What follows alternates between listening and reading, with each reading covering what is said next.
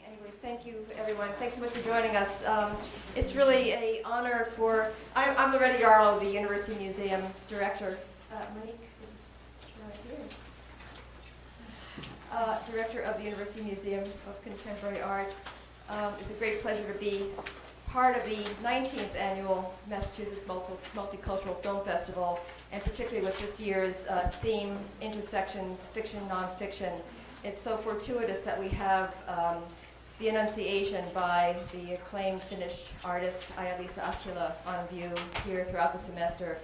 It's been a perfect synergy between the festival's theme and one of the important themes of this artist's work.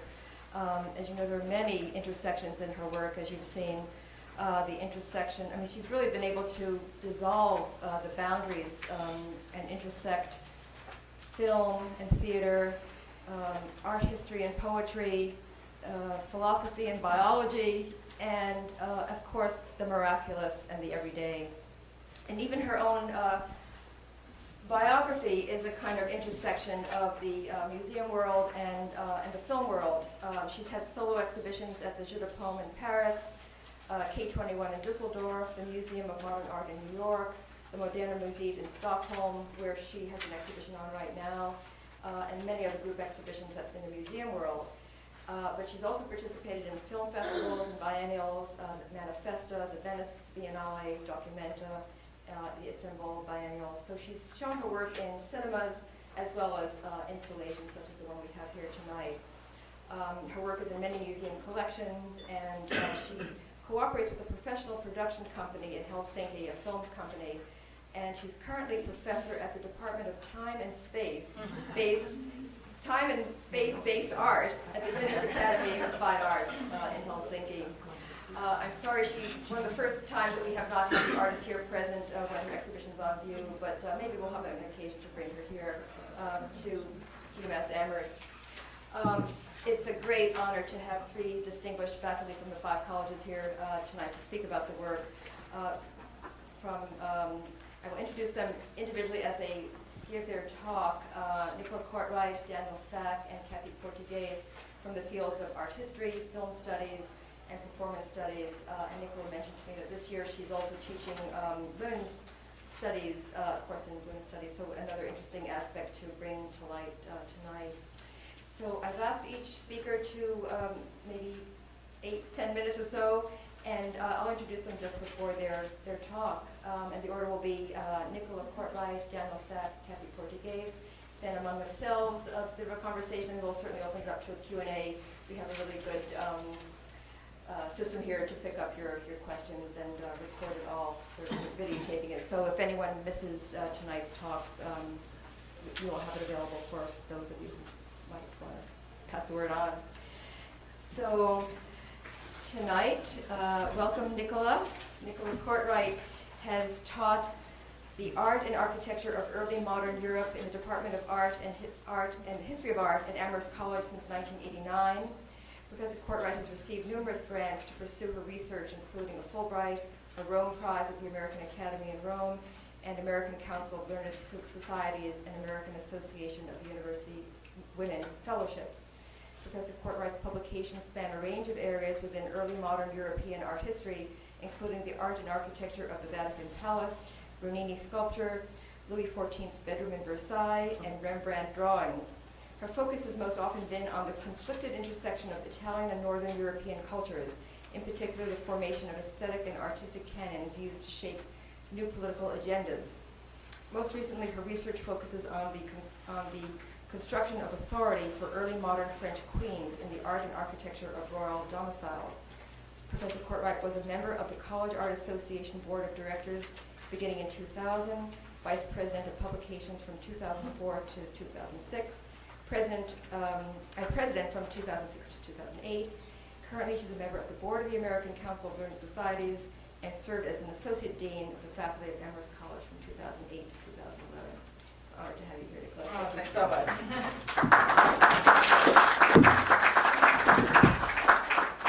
It's sort of horrible to hear my life passing before my eyes. I think maybe I'm going to drop dead right now. Oh, much closer. Much closer. Even that is okay? Like this is all right? Okay. Am I blasting anybody out of the out of their seats? No? Good. So I wanted just to talk about two things. Let me take off my watch and make sure that I don't talk too long about two things. One is this very bizarre subject, right? The Annunciation, which to most of us, unless we are actually truly religious, even if we are religious, this is not a subject that has any kind of meaning to us. Certainly I know when I teach the history of art, I first had to learn it as a student. It was compelling imagery, you know, these still images of this young girl, beautiful young virgin girl, usually reading a book or kneeling, praying, and confronted by an equally sort of girlish angel, right, an effeminate, beautiful angel. And they're very, very still. But as they are still, because in paintings they are still, they don't move in Renaissance paintings, there's this very powerful colloquy, what they call it, going on. It's sort of really strong, a conversation and relationship that they're having between one another. And what is it? That is the bizarrest part. The angel has arrived to tell Mary, who is a virgin, who has dedicated herself to God, that she's going to bear the Son of God in 9 months. And by the way, at that very moment, that little sperm thing, divine business of God, is implanting itself in her womb physically. In other words, this is the central mystery, one of the what they call the incarnation that happens at the Annunciation.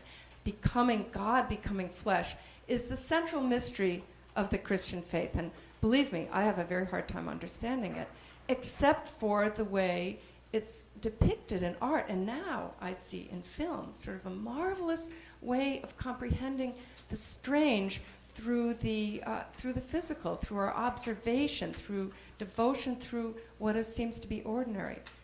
Ordinarily, the Annunciation is found, as you saw in some of those pictures, in the bedchamber very often of the Virgin. She's there reading. It's her chamber, and then the angel comes through very often, sometimes through a window, sometimes we have no idea, just appears. And it's an incredible oddity that generations of artists before the Renaissance and then what I study in the Renaissance have tried to interpret it, have tried to make the viewer comprehend how special it is, how remarkable this moment is of this this divine idea that becomes literally fresh flesh in her womb at that very moment. So I approached it when I was learning about it from a place of strangeness, because this was not in any way comprehensible. But over time, you begin to become, the images themselves begin to convince you, even if subconsciously, by their purity, by their evocativeness, and by this increasing familiarity that you see, that you begin to understand between the angel that is also looking physical to the three-dimensional, and the Virgin also three-dimensional. So in the olden days, in the Renaissance, one way that people became familiar with this Annunciation, with this strangeness of the incarnation, was through preaching. That is to say, of course, people could not read. Most people could not read. And yet it was urgently important for the church to have people understand these images, not just stick them on a wall in a chapel in a church and say, okay, I hope you can get it. I hope you like art because there's a picture. It was not like that. Art was meant to speak through its gesture, through its description, but also preachers talked a lot about art. And what you saw in that film was something that was actually explained at greater length by preachers. So I thought I would give you an example of what Fra Roberto Caracciolo da Lecce in the 15th century had to say about the Annunciation. In other words, he spoke to the people who went to listen to him in Florence about 5 different successive spiritual and mental conditions that the Virgin experienced when this angel came bombing into her space and announced to her something was going to happen. The first one was conturbatio, disquiet. That was this that you saw, right? Oh, what's this person doing in my space? The second was cogitatio, reflection. So an example of reflection was, what kind of salutation should this be? What is it doing here, this being? The third one is interrogatio, inquiry. And the inquiry was, how shall this be?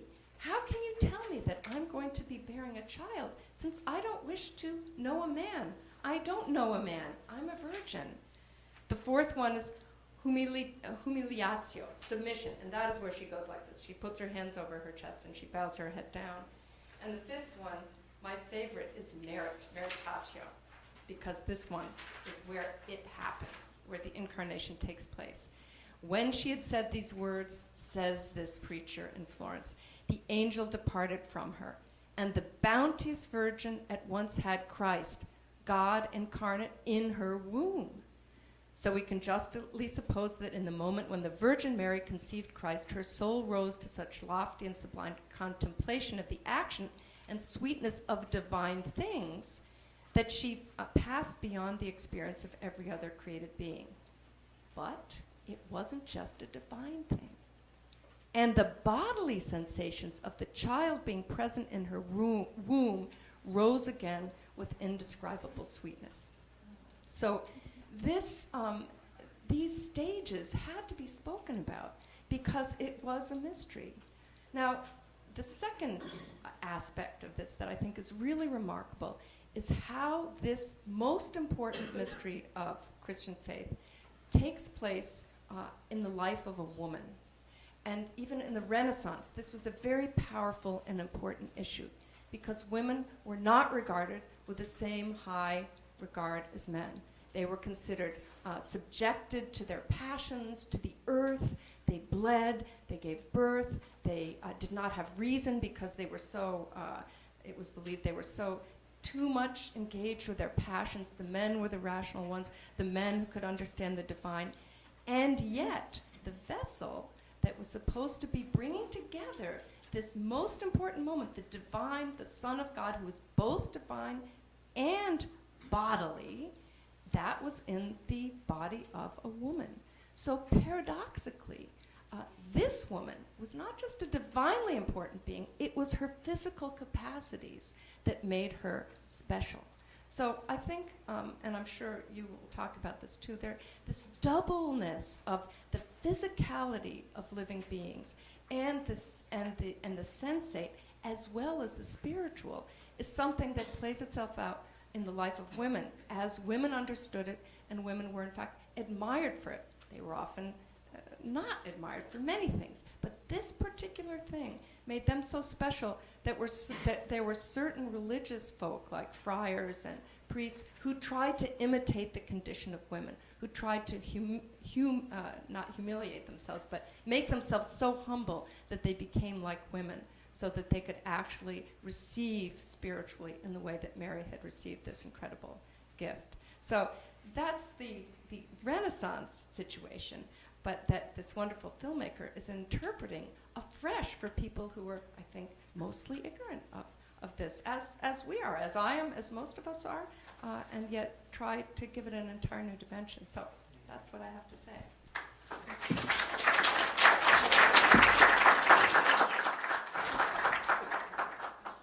Thank you so much. Wonderful insights.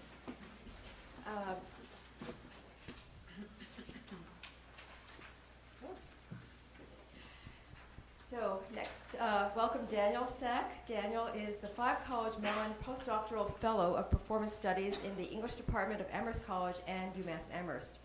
He received his PhD in drama from Stanford in 2010. His writings on contemporary performance art have been published in Yale's Theater Magazine, Theater Journal, TDR, The Drama Review, and American Theater Magazine, where he was a contributing writer. Essays on a variety of performance artists are featured in several forthcoming essay collections, and he's currently revising a book manuscript that looks at the futurity of live art across a variety of media. In addition to his scholarly and critical work, Daniel Sack has directed, devised, and performed in dramatic plays and experimental performance. Very appropriate. Thank you very much, Daniel. Love to welcome you here.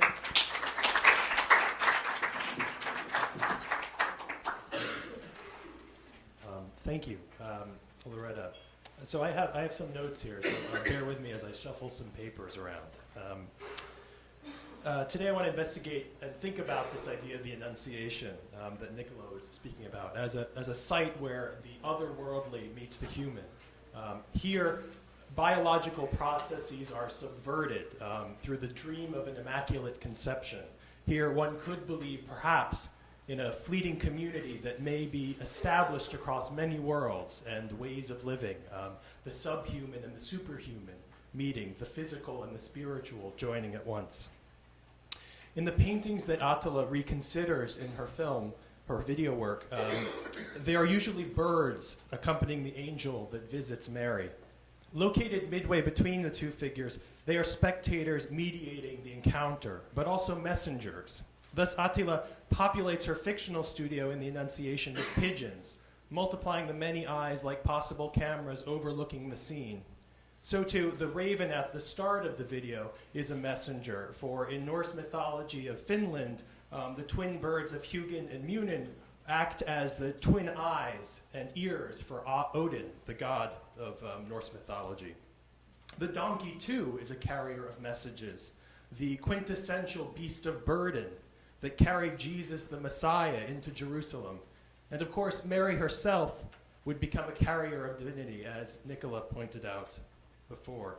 So I'd like to talk briefly about how we might also say that the actor is a messenger, a medium possessing an integrity beyond its particular message. From the start, the question of how to represent the natural and the divine world lies at the center of Ahtila's video. The video begins with a drawing of an evergreen tree projected on one wall, while the two other screens relay an epigraph from, and excuse my butchering of the name, Jacob von Joichel's text about the multiplicity of worlds each animal possesses. The piece then reveals an expansive view of actual evergreen trees that fill all three walls. We might recall this continuous landscape of the Nordic wild in another strikingly beautiful sequence later in the video, when the body of the donkey likewise unifies the three screens.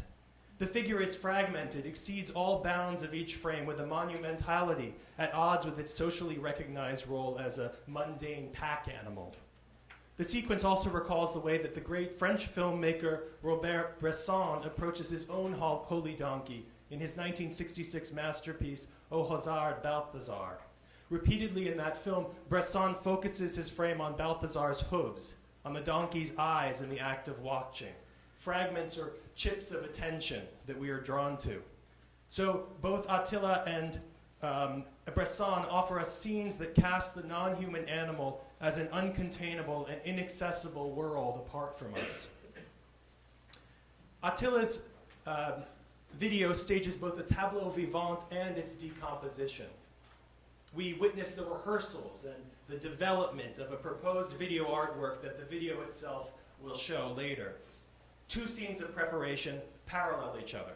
In the first, the actress playing Mary practices riding the donkey. She is led around a snow-covered paddock by a trainer on a line. Later, we see a similar arrangement at work when the actress playing the angel is attached to her harness and practices flying through the space, pulled again on a line by a trainer or a technician. A deus ex machina, the god in the machine, this is some distant descendant of the divine on our human stage.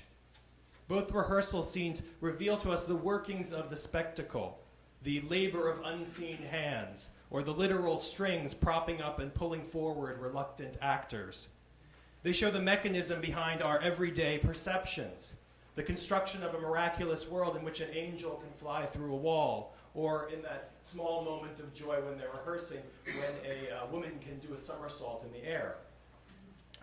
All of this is clearly indebted to Bertolt Brecht, the great German director and theorist of the stage, and his attempts to pry open the space between the spectacle and the processes of its construction.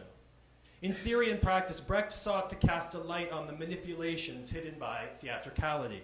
And this intentional distancing of the production extends to the demystification of the performers themselves. Ahtila's video casts a group of women with only two professional actresses. The rest are untrained performers, non-actors, we might call them. Their acting is not so much a portrayal of a character, but the series of tasks that are defined for them to undertake. We watch the actress playing the director, instructing one of her actresses in how to portray Mary's response to the appearance of the angel. Here it is a matter of posing, of arranging the body according to representations dictated by a rich history of prior interpretations. Hold your hands this way, kneel that way, recoil. As non-actors, the performers do not identify with their role so much as report it. Quote, the actor, Brecht insists, must remain a demonstrator. He must present the person demonstrated as a stranger. He must not suppose that he did that. He must not suppress, rather, he did that. He said that. He must not suppress that element from his performance. In other words, each performer should express her own perspective on the action taken, included as a supplement to what happens on stage. One could say that we recognize that the world of a play is comprised of a multiplicity of worlds, as the Joikel comment suggests. And in Ahtila's work, this alienation perhaps paradoxically preserves the particular, the inherent grace of each one of these performers.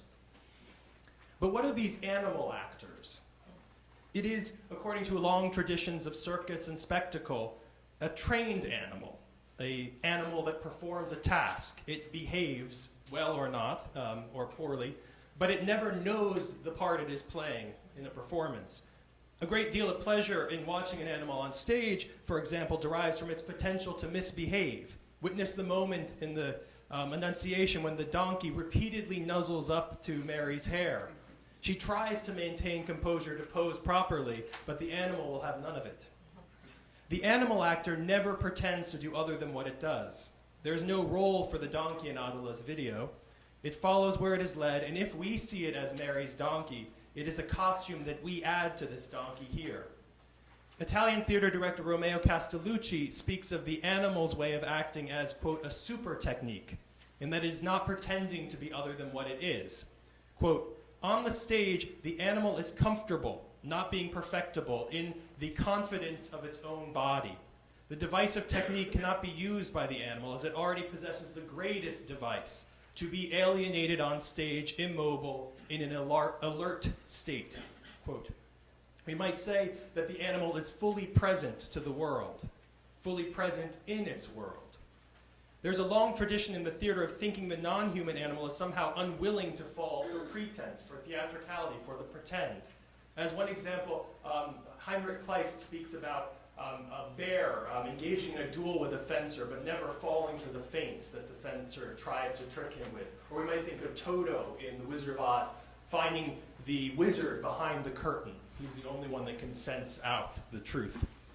So the theater is a site where humanity recognizes and rehearses itself.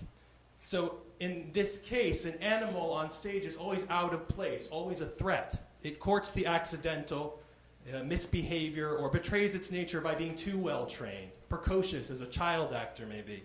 Thus, W.C. Fields said, never work with children or animals. Why? Because these non-human or not quite yet human actors will bring their own world into the world of the performance. I spoke earlier about how Ahtila veils and unveils the tricks behind the miracle of Gabriel's appearance, the moment of Annunciation, how she passes through the walls dividing the human and inhuman world. But there's another miracle at the end of the piece, a miracle that would be just as impossible in the theater. The final scene shows us a country road, and then shows it again, presumably through the eyes of Mary, the donkey beside her. Soon, a second screen, the middle screen, shows us this same view, but slightly askance. Here we see the world through the eyes of the donkey. Mary is no longer astride the animal, and no one is leading them. They are leading each other. And we are miraculously able to see a world through the eyes of both at once. At the opening of Joikel's book, from which Ahtila derived her epigraph, the biologist explains his project as follows, quote, this book contains what one might call the description of a walk into unknown worlds. These worlds are not only unknown, but they are also invisible, end quote. What better way for us to describe the walk that these two performers undertake together except that they are briefly, fleetingly made visible in a moment of grace. Thanks.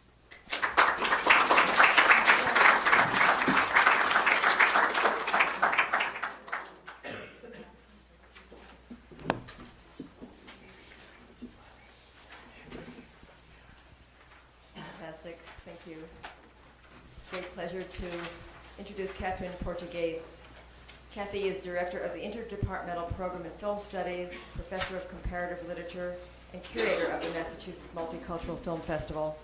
These past years, University of Massachusetts Amherst, here at University of Massachusetts Amherst, where she's received the Chancellor's Medal for Distinguished Teaching in the year 2010. She was awarded the Pro Cultura Hungarica Medal, Republic of Hungary in 2009 for her contributions to the Hungarian cinema, and a National Endowment for the Humanities Fellowship 2007 for her project on Jewish identities in Hungarian filmmaking. Her books include Screen Memories, The Hungarian Cinema of Marta, I'm not sure if I could pronounce Ms. Daros, and Cinema in Translation, Post-Socialist East Central Europe, published in 2012. Her most recent essays have appeared in Cinema's Alchemist, The Films of Peter Fogash, 2012, The Reception of the Holocaust in Post-Communist Europe this year, and Blackwell Companion to East European Cinema, also published this year. The Blackwell Companion to Historical Film, again this year. She's a frequent lecturer in international conferences, an invited programmer, curator and consultant for film festivals and colloquia, and a delegate to international film festivals. It's an honor to have you back, Kathy. Thank you so much.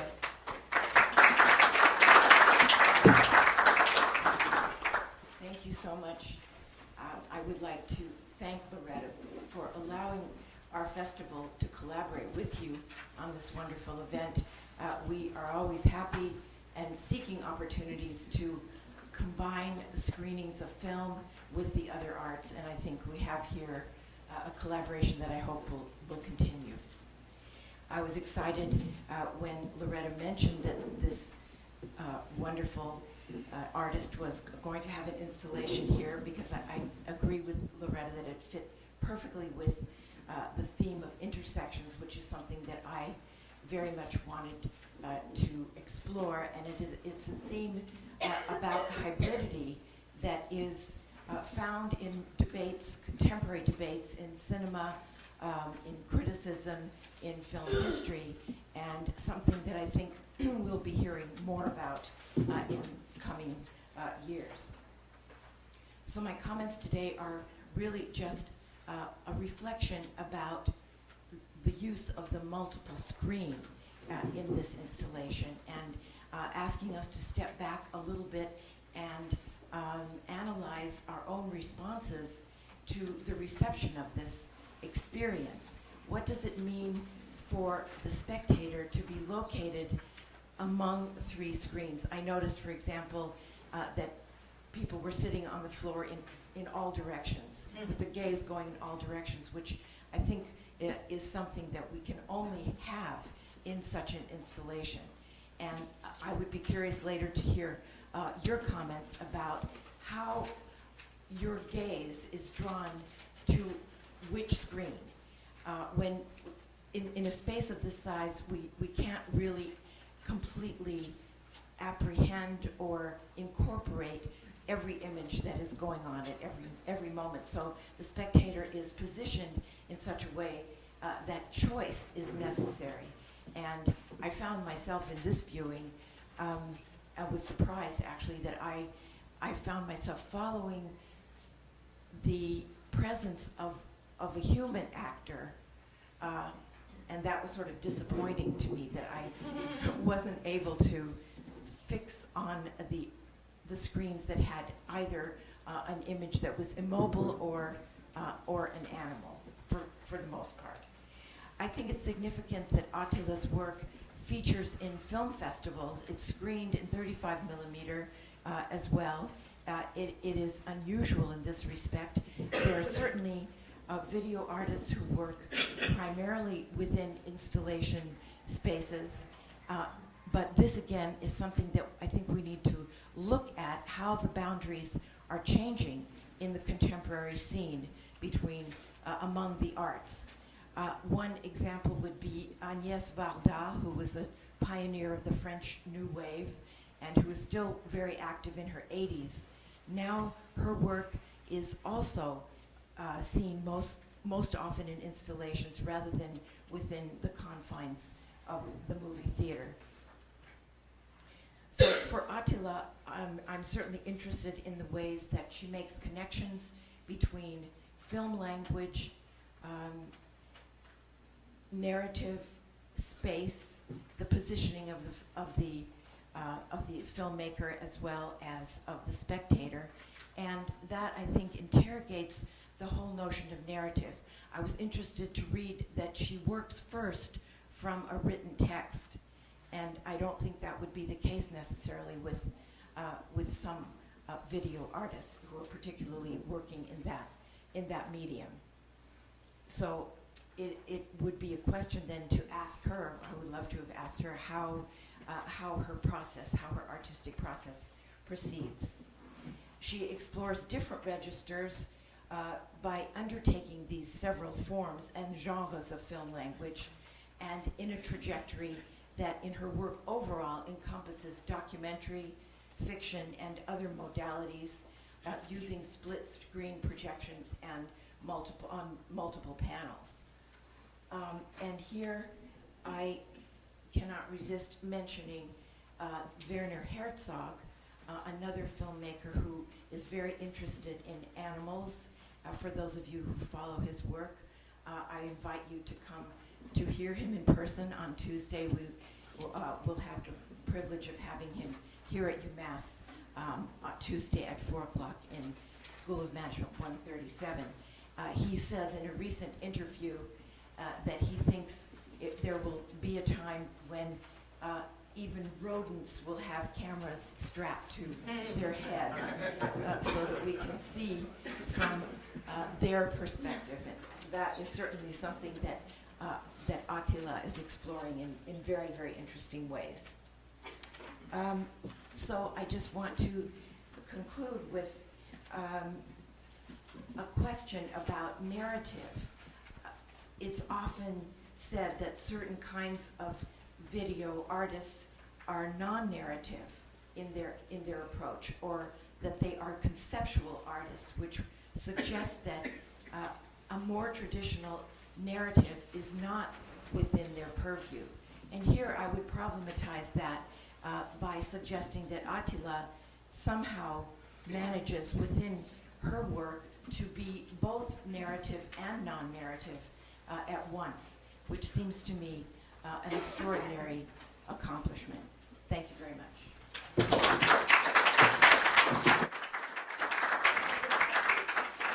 I'd like to invite the three speakers to the front table, and maybe we should we open it up right away to Q&A, or just wondering Are we how supposed many to put questions something themselves, in the- because first Leave them there? Good, great. Q&A right away. Is that Sure. Yes. Yeah. yes? All right. So yes, if you could put maybe. She said that she thinks they should be there. Perfect. Great. All right.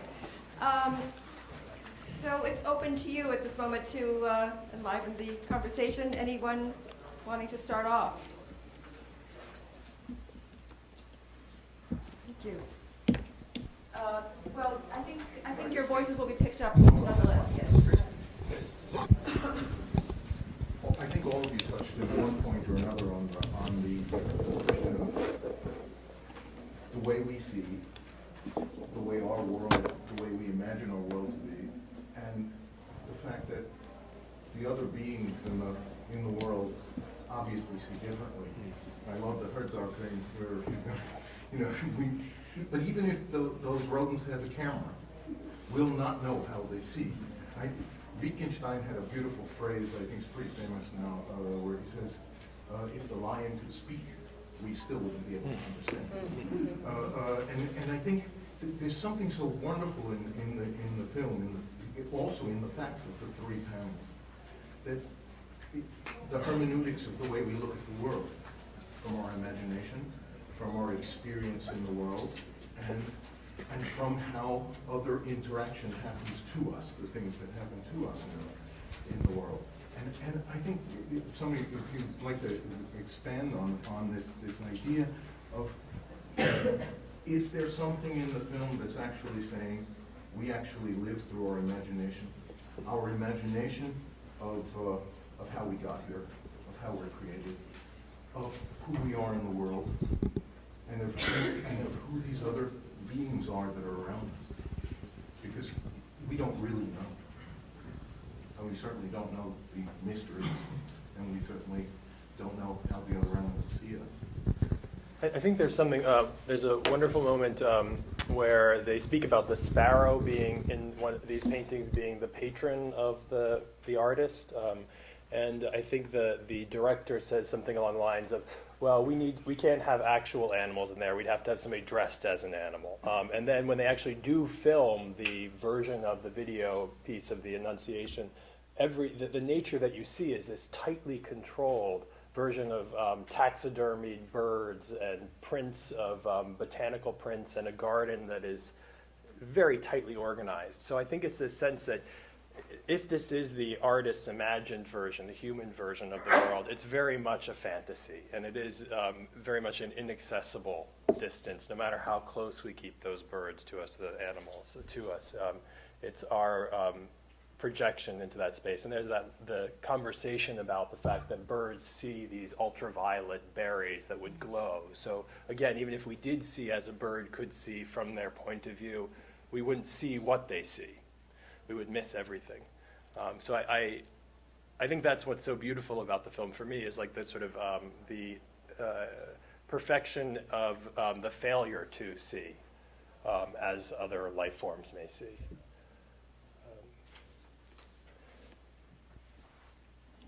I'm not sure if everyone in the back has been able to hear. We might use this for the questions. And was the sound all right from the front table here? Great. Question in the back. Is someone raising their hand in the back there? Oh, sorry. Okay. Anyone else? Any other questions from the audience? Daniel, I'm going to hand this over to you. Actually, it's very similar to the previous question. Traveling through Europe, you go to the art galleries, you see again and again paintings of the Annunciation, especially in Italy. They're everywhere. And also, again and again, you see a line of golden paint from the angel to the Virgin. And it's from the eyes to the eyes. And there seems to be this moment that happens that I'm not sure what the explication is of that. But it seems to me that against the notion that there's no chance of any kind of communication. There's some paradoxical phenomenon where there's this meeting of gazes where something that's invisible becomes present to the beings. And I think that's some of that is what this installation is speaking to with the multiple panels that Kathy was talking about. I wonder if you could respond to that in some way. Or maybe not.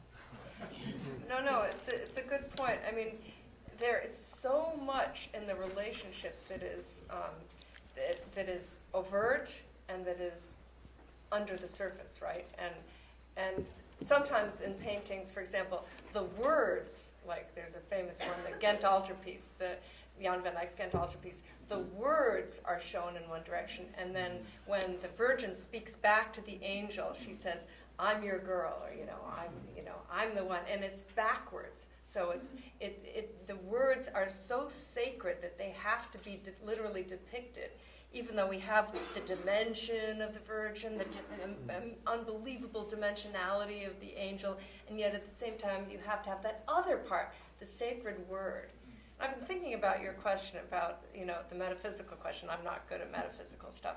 But I do think that even if we cannot imagine really what's going on in the world of those animals and birds, I think that their presence, they're scripted, dead birds, living birds, skittering birds, birds that can't be caught, their lives as part of the life of this sort of diorama of this Annunciation still are very vividly and mysteriously depicted.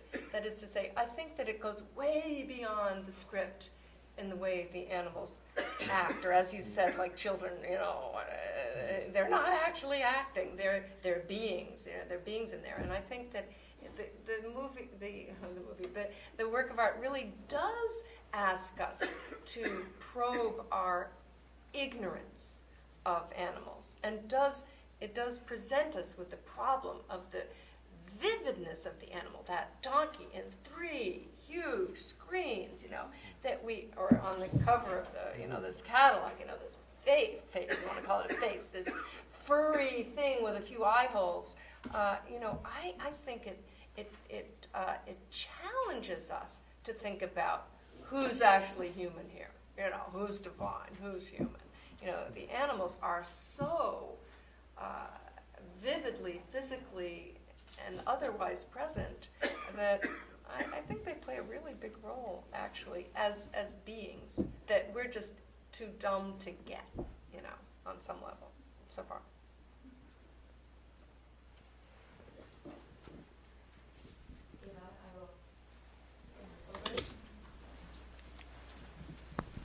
I'm wondering if there is another agenda in the movie. I don't really know this at all, but I'm just wondering. There are almost all female actors. Maybe that the Annunciation script demands that. But there is, the fact that these actors or non-actors are from a women's shelter south of Helsinki. Is there some narrative or some other agenda in there that you could detect? Well, to me, I'm just coming at this from a very far away perspective, but to me it did remind me very powerfully of the profound Christian message that the most humble, the most devastated in the world, the least capable, they get to go into heaven first. So the people who are in the greatest need of perhaps of assistance, or who have fallen the farthest down, they are the ones that are precisely the ones who should be playing these roles. And I think there is a feminist, to me it seemed like there had to be a feminist, a very powerful feminist aspect to this going on. Now, I have no idea if the artist has any religious affiliation. I don't even care. I think it's a sort of a larger human question of, is this not should we not accord perhaps the greatest respect and honor to the people who have fallen the farthest down? I thought that too was very powerful, very penetrating. These women who were supposed to be playing these perfect creatures, in the Renaissance paintings, they are perfect. There isn't a flaw, there isn't a wrinkle, there isn't a mole. They're all perfectly symmetrical. These women, I just kept staring at every line, lipstick that was askew, absence of lipstick, hair knots. All that to me was, again, made them so real and so profoundly mortal that I thought it was captivating. I don't know. Yeah, I think certainly it's within a feminist tradition in filmmaking to foreground the female figures who are not perfect in the plastic sense, and that was one of the most powerful gestures of women in film starting in the 60s and 70s. And I know that that Ahtila did work at UCLA and at AFI, where there were a lot of filmmakers from that tradition. There were moments where the one playing the angel lifted up her dress, right, and that thing was supposed to be strapped around her, and only some of us of a certain age know what it looks like down there a lot of the time, and yet she exposed herself again, with my utmost respect to the camera's hard eye, and then to all of us thousands of people who see it in a way that was very moving, I felt. No, I find it very interesting that the men that are in the film are relegated to the roles of the technicians, the stagehands. Either even when they're introduced at the beginning, we just see the backs of the men who are sort of towering over. So I think that and the man. Well, I guess it's a woman leading the donkey around. Yes, she is. But certainly the starring role for the male in the piece is as the harnt, the one who's lifting up above. But yeah, I think that there's something absolutely captivating and beautiful about the way that the women are presented in this film. Every single one of them has like this almost a halo around them in this way that they could not be replaced. And there's something very respectful and almost holy about that, the way that she captures these many different faces.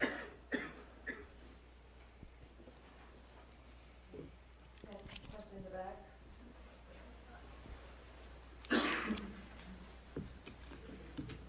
Hi. Okay. Do I have to use those? People in the back too. Okay. All right, so the entire film, can you hear me? This entire film seemed really like colloquial to me, but at the same time it seemed really scripted. Such as in the scene when they said it seemed as though it ran in the family that Mary was impregnated by the Holy Spirit. And I thought it was funny and I laughed, but at the same time I was like, did you write that down to make it sound funny? But I thought, like you were saying in the last question that somebody asked, and the way that they had their makeup on so that you could see their entire person and their entire being, it did seem really colloquial, like you were supposed to be in the same room with them. And I couldn't understand if they wanted me to be in the film with them or to be watching them in the film. And I was just wondering what your thoughts were. I think it's about that question of the actor, non-actor, that we can't discern who's, two of those women are actresses, but we don't know which two. It could be any of them. These are people who have other jobs and so on. So the line between their role and their personhood is blurred in the same way that the animals are we don't know if they're trained animals or these are just these are just pigeons off the street. And I think it is about the blurring of the fictional or the divine and the everyday, the colloquial, as you put it, that we're not supposed to know if these are scripted moments or just effervescence of the momentary that's captured on film. So, Yeah. And it's the technique also, the framing, the way the camera is used that allows us to have this experience that is at once immersive and at the same time distancing or distanced. Right.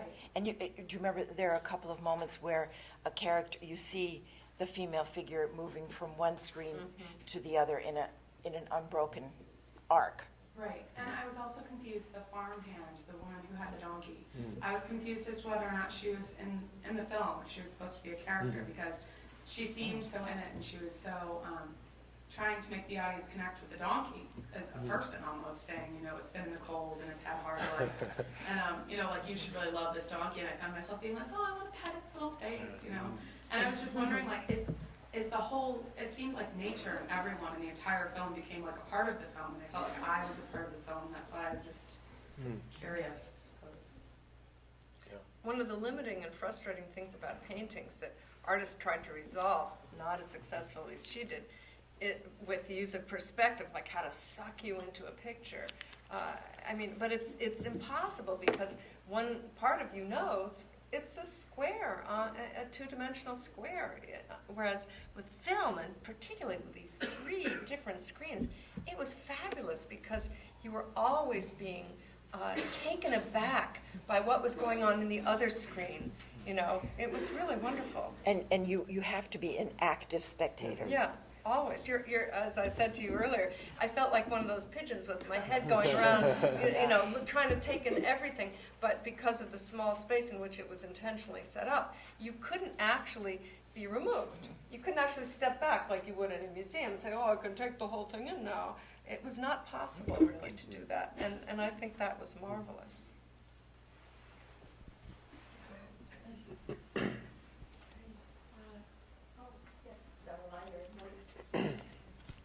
Thank you so much for those great discussions. The Meritratio element, I think you mentioned the 5th part in the Renaissance paintings.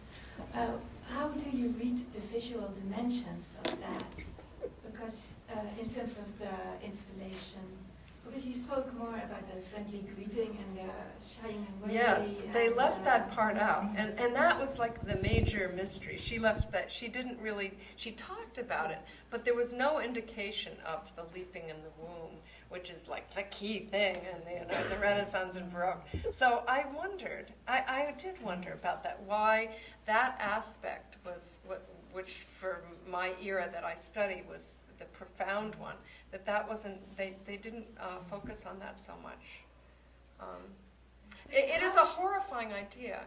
I mean, and certainly in our society, I remember teaching, being very pregnant twice in front of my students, and my students, being horrified that this lady professor was like, big, huge, pregnant person. And because it showed a couple of things. One, they were worried I might just drop the baby right there in the middle of the class. And two, that I'd had sex, and I got pregnant from having sex. And that was the one thing that they were trying to avoid like crazy their entire student lives. So I didn't know. I didn't know whether that was just too upsetting a concept, to bring up the notion of the literal pregnancy and the upsetness and the mystery of the pregnancy right there at that moment. I didn't know. What did you think?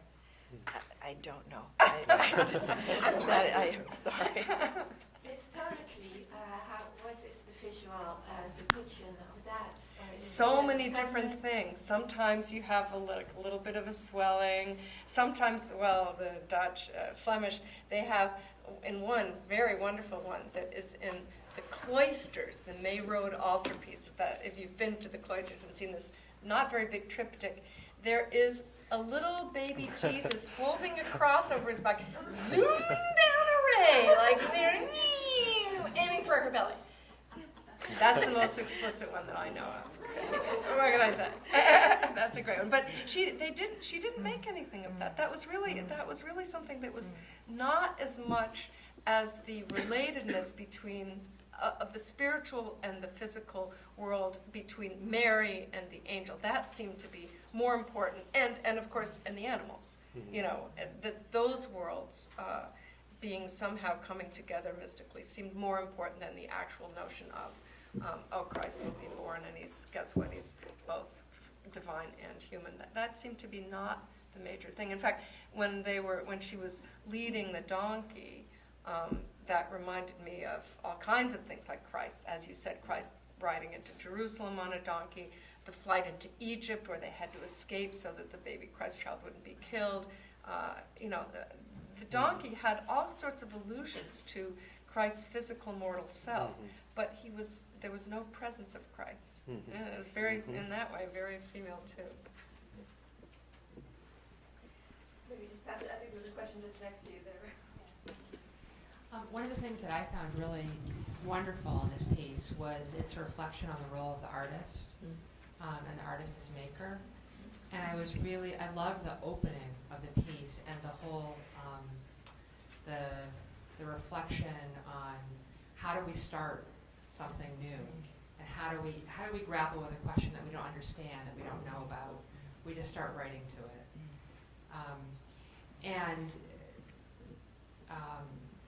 I'm just thinking about the ways that, the unfoldment of the narrative happens in the artist's studio, and that's where the impregnation happens. The fact that we see the artist, the director, vacuuming her studio, I love this. So I'm just wondering if any of you want to speak to anything about what are some of the what's going on in those pieces, or anything that really stands out for you about what Ahtila is really communicating about the role of the artist as a God maker, as also human. The way that the film is at some points, obviously the camera was handheld, at other points it's on a tripod, so we see both. Where the hand comes in and where it's absent or seemingly absent, its magicalness. So any thoughts on any of that? mean, I think you said some really wonderful things. The only thing that I would say is that all this talk about immaculate conceptions really makes me, of course, I didn't think of this, that this is the enunciation of art as well, that this is about the process of pursuing something, having that before the idea or with the idea is the pursuit of the idea. That first image of I think it's a skater or a skier out just crossing the pond, that the one starts a journey in some way. And that the whole piece being able to see the process of development, and then it ends with another journey of Mary and the donkey leaving, that it's very much, to my mind, about, not so much about like Christian conception, but artistic conception. Creative. Yeah, there's also creative that wonderful phrase that's put out. You know, you just do the writing, you just start it, and then you put it out and you see what people are drawn to. What do people want to look at and what you made? Yeah, it's beautiful. Great. Some of you may have noticed that the big drawn backdrop to this Annunciation, the acting, was that big, boldly sketched piece of a lot of naked women against the wall, which is Picasso's Demoiselles d'Avignon, who were supposed to be prostitutes in their house waiting for customers. And I thought that the Annunciation taking place against the backdrop of this remarkably carnal, fallen women, but very powerfully made by a male artist who arguably is one of the ones who is a protean artist. She is, in some ways, I think, declaring herself another kind of artist, making similarly potent kind of art, but about another kind of purity and another aspect of womanhood than the one that Picasso was doing. I thought the most astonishing moment, the first time I saw it, I could hardly see it, and then seeing it again, I understood why I could hardly see it, which was when it got dark.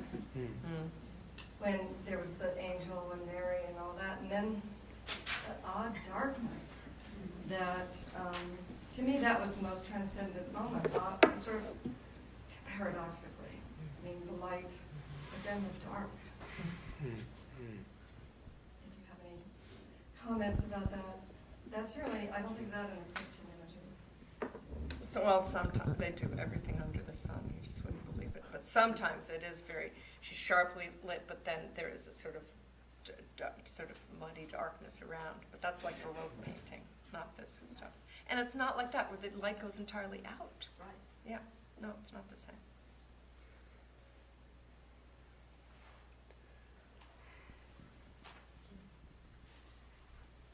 Other questions? These have been really provocative questions, really insightful. Anyone else like to add another thought, comment, question? I wanted to ask you guys something. Could you tell when the angel, in the final one, in the performance where the angel is, her hair's done and she's, got this beautiful look on her face, she's mastered the flight. Does it look like she's actually going through the window? So how did the artist do that? I don't know. I didn't with have time the to check film? that out. Because don't know. I thought, I'm really curious. that was where it's Yeah. not just using a handheld camera or something. Yeah. Something is going on digitally. Must have must have fiddled with it, because that's part of the Annunciation imagery, the notion that that's the medieval explanation. That's how we can understand Mary's pregnancy. It's like light going through a window. It does not break the window.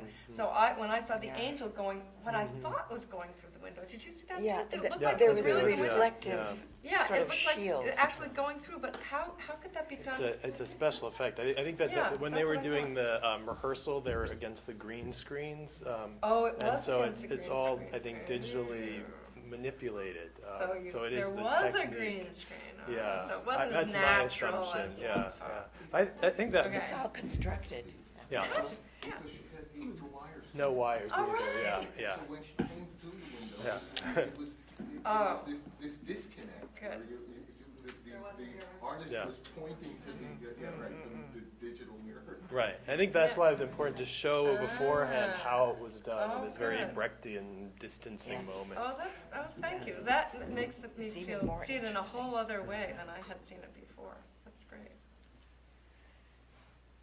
Well, we're recording this. The artist will see what her art, the conversation it's engendered. It was really the goal. It truly is about the artwork being out there and how we came upon it in this wonderful conversation that's taken place tonight. Very grateful to have had you all, and really congratulations to our speakers. Big, really enlightening for the evening. Thank you so much.